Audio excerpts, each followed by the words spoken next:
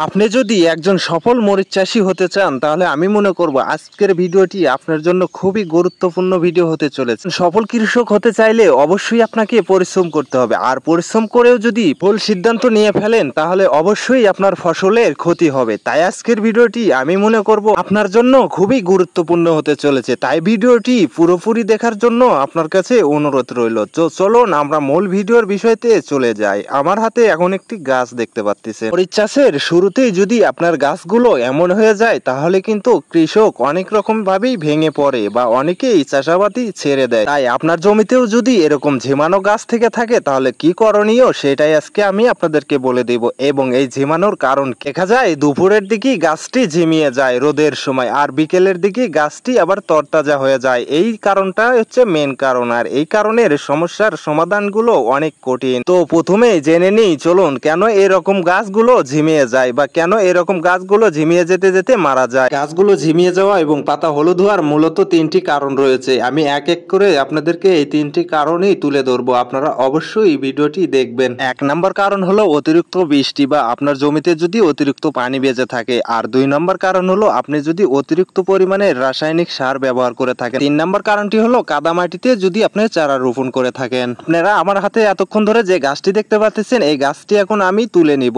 এবং আপনাদেরকে দেখাবো এই গাছের বাঁচার চান্স কতটুকু। তো আপনারা গাছটি তোলার পরে দেখতে পাচ্ছেন গাছের গোড়াটাও সম্পূর্ণই পচে গেছে এবং নষ্ট হয়ে গেছে, একটা শিকড়ও কিন্তু ঠিক নেই। আর হাতের দিকে লক্ষ্য করলেই আপনারা বুঝতে পারবেন মাটির ভিতরে যেটুকু ছিল এটুকু কিন্তু পুরোটাই পচে গেছে। এই গাছটাই কিন্তু সকালে ঠিক হয়ে যেত এবং দুপুরেই কিন্তু ঝিমিয়ে যেত। তো আপনারা গাছটি তুলে এভাবে দেখবেন যে গাছের গোড়া ঠিক আছে কি না। যদি গাছের গোড়া ঠিক না থেকে থাকে তাহলে মনে করবেন আপনার জমির সমস্ত ঝিমানো গাছের গোড়ায় এভাবে নষ্ট হয়ে গেছে বা পচে গেছে। এই গাছটি কিন্তু আর কোনোভাবেই কোনো ঔষধ বা কোনো কীটনাশক কোনো মেডিসিন দ্বারাই ঠিক করা সম্ভব না। আপনারা যদি একটু লক্ষ্য করেন বা আপনার জমির দিকে যদি তাকান তাহলে দেখবেন যে সকালে সমস্ত গাছ সতেজ থাকে এবং দুপুরেই কিন্তু সেগুলো আউড়িয়ে যায় বা ঝিমিয়ে যায়। অনেক কৃষক আছে ভুলবশত মনে করে যে এই গাছগুলো ঠিক হয়ে যাবে বা এই গাছগুলো আস্তে আস্তে ঠিক হয়ে বড় হবে। তো আমি বলবো যে এই গাছগুলো কখনোই ঠিক হবে না। অবশ্যই আপনারা গাছগুলোর গোড়া চেক করে নেবেন আর এরকম দেখে নেবেন। এখন মূলত যদি আপনি এই গাছ নিয়ে কোনো কীটনাশকের দোকানে যান বা কোনো মেডিসিনের দোকানে যান তাহলে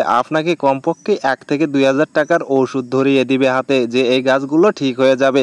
তো যে গাছের গোড়াই নেই, যে গাছের গোড়ায় পচে গেছে, যে গাছের শিভায় পচে গেছে, তাহলে সেই গাছ কেমনে ঠিক হবে? আপনার গাছের গোড়ায় যদি ওষুধ ঢেলেও দেন তারপরেও কিন্তু এই গাছগুলো আপনার ঠিক হবে না। তো চলুন বন্ধুরা আরেকটি গাছ আমরা দেখে আসি। তো বন্ধুরা আরেকটি গাছ দেখতে পাচ্ছেন, মনে হচ্ছে যে গাছটি ঠিক হয়ে যাবে, খুবই ভালো আছে গাছটি। এই ভেবে আমরা কিন্তু জমিতে গাছগুলো রেখে দিয়েছি যে গাছগুলো ঠিক হয়ে যাবে। তো চলুন আমরা গাছগুলো তুলে নিই। আর তুলে নেওয়ার পরে দেখলাম সেম এই গাছের গোড়াটাও কিন্তু পচে গেছে এবং কাঠ বের হয়ে গেছে। তো যে কাঠ বের হয়ে গেছে এই কাঠ থেকে কিন্তু শিবা কখনোই বের হবে না, আর নতুন শিবা তো প্রশ্নই আসে না। আমাদের জমিতে এই গাছগুলো প্রায় 1 থেকে 1.5 সপ্তাহ পর্যন্ত এভাবে ঝিমিয়ে ঝিমিয়ে থাকে এবং ঝিমিয়ে ঝিমিয়ে থাকার কারণে কৃষক কিন্তু বুঝতে পারে না যে এই গাছটি ঠিক হবে কি মারা যাবে। যখন 8-10 দিন বয়স হয়ে যায় তখন দেখা যায় অন্য গাছগুলো অনেক বড় হয়ে গেছে কিন্তু সেই ঝিমানো গাছটি এখনো ঝিমাচ্ছে। তো আপনারা অবশ্যই সেই গাছটি তুলে ফেলে দিবেন এবং সেই জায়গাতেই পুনরায় আবার নতুন চারা রোপণ করবেন। এই কাজটি আপনার জমির সাথে যত দ্রুতই করতে পারবেন আপনার জমিতে তত দ্রুতই সুন্দর সুস্থ সবল গাছ হবে এবং অবশ্যই আপনার জমির মাটিটি শুকনো দিতে হবে, তাহলেই আপনার জমিতে আপনি সুস্থ সবল গাছ দেখতে পাবেন। তাই আপনারা অবশ্যই এই ভিডিওতে কমেন্ট করে যাবেন যে আপনারা কোনো মেডিসিন দ্বারা ঝিমানো গাছ এবং গোড়া পচা গাছ কি ঠিক করতে পারছেন কি না। আপনার পুরো জমির গাছ যদি এভাবে পচিয়ে যায় গোড়া বা নষ্ট হয়ে যায় সাথে সাথে গাছগুলো তুলে ফেলে দিয়ে আবার নতুন করে চারা পুঁতবেন এবং নিয়মিত আপনারা জমির আগাছাগুলো পরিষ্কার করে রাখবেন এবং মাটিগুলো শুকনো হতে দিবেন, তাহলে গাছগুলো দ্রুতই বৃদ্ধি পাবে। এখন সবারই একটি প্রশ্ন থেকে থাকে যে একই জমির গাছ পাশেরটা ঝিমিয়ে যাচ্ছে এবং আরেকটি গাছ ভালো রয়েছে, তাহলে কি আমরা এই গাছে কোনো মেডিসিন ব্যবহার করব কি করব না? তোর দেখুন এখন যদি আপনি চান যে মেডিসিন ব্যবহার করব তাহলে করতে পারেন, আর যদি চান যে না করব না তাহলে না করতে পারেন, কারণ সেটা আপনার উপরে নির্ভর করে। কারণ সুস্থ গাছকে কোনো সময় মেডিসিন দিতে নেই।